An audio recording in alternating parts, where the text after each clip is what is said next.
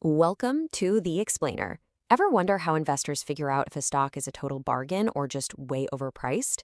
Well, today we're going to break down the key tools they use to find out what a company is really worth.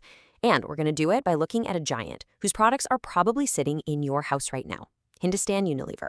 So let's just dive right in. How do you even begin to put a price tag on a company that's just everywhere? A company worth billions with products in millions of homes. It sounds super complicated, but the place we start is actually surprisingly simple. And that simple starting point is a concept called market capitalization. You'll usually hear it called market cap for short. It's pretty much the first number anyone looks at to get a basic sense of a company's size.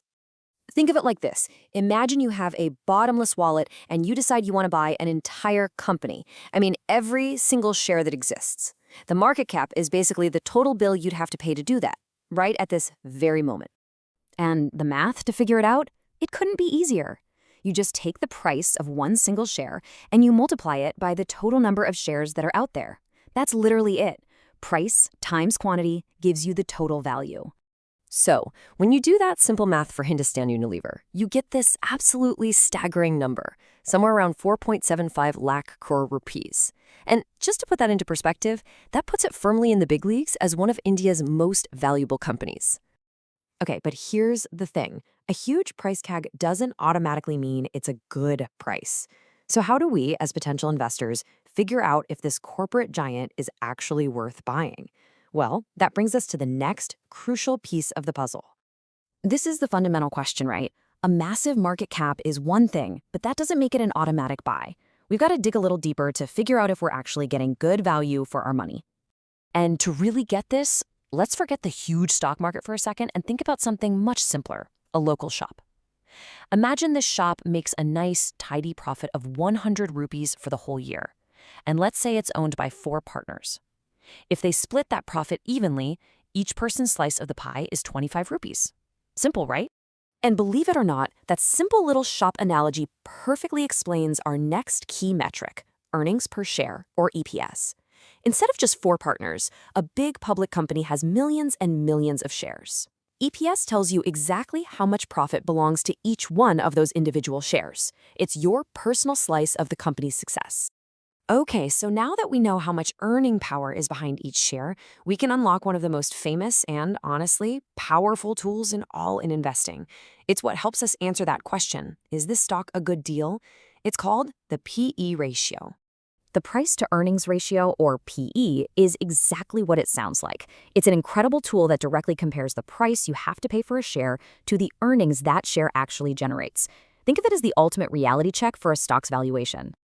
And again, the math here is super straightforward. You just take the current share price and you divide it by those earnings per share we just talked about. Price divided by earnings. That's your PE. All right, let's go back to Hindustan Unilever and plug in the numbers. With a share price floating around 2,190 rupees and an EPS of about 28 rupees, we get a PE ratio of roughly 70. So, 70? What on earth does that number actually mean? And this right here is the key takeaway. A PE of 70 means that for every single rupee the company earns in profit each year, investors are currently willing to pay 70 rupees to own a piece of it. It's a measure of just how much excitement and expectation is baked into that stock price. Which, of course, brings us to the million-dollar question, or in this case, the 70 rupee question. Is paying 70 times its annual earnings a lot? Is this stock expensive, or is that a fair price? To answer that, we need some context. First, let's compare the company to itself. If you look back, Huel's PE wasn't always this high. A decade ago, it was down around 27. By 2017, it was up to 40. But this recent climb all the way to 70 is a really big deal. It tells us that investors' expectations have dramatically shot up in just the last few years. So you have this tension, right? On one hand, you're thinking, whoa, that looks pretty pricey compared to its own history. But on the other hand, there might be a very good reason for it. The business is actually performing better. Its profit growth has sped up from about 9% to 15% annually. And that is the classic investor debate. Are you willing to pay a premium price today for the promise of faster growth tomorrow? But here's where it gets really powerful. A company doesn't exist in a vacuum. The real magic of the PE ratio happens when you use it to compare a company to its direct competition. This is where you can uncover some really powerful insights. So let's do that. Let's bring in a direct rival, Colgate. And the comparison here is pretty striking. HUL's PE is way up there at 70, while Colgate's is around 39. That's almost half. What's fascinating is that historically, they were both valued in a pretty similar range. And here's the real kicker. Their profit growth is accelerating at almost the exact same pace. This creates a very interesting puzzle for an investor. So this paints a crystal clear picture. You have two fantastic companies, and both of them are improving their performance. But while Hull's stock price has already soared to reflect that good news, Colgate's valuation is just kind of sitting there, at or even below its historical average. It kind of feels like the market hasn't fully rewarded Colgate for its improvement yet, which might suggest it's the more attractive opportunity right now. And this whole idea of choosing between different opportunities brings us right back to where we started, to market cap. But now we can look at it in a completely new light, not just as a measure of how big a company is, but as the actual price tag for a whole business. Let's do a quick thought experiment. Imagine you have a shopping budget of nearly 5 lakh crore rupees. Option A, you can buy all of Hindustan Unilever, the whole shebang.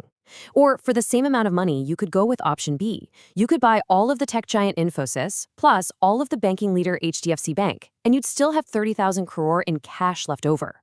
Now, this isn't about which companies are better. It's about understanding what your money can buy. It's about opportunity cost. And that, right there, is the real power of these tools. When you combine market cap, EPS, and the PE ratio, you stop just looking at a stock price and you start truly analyzing a business. You start comparing, you start questioning, and you ultimately start deciding for yourself where you think the most value lies. It empowers you to make your own informed choice because in the end, it's your capital and it's your call.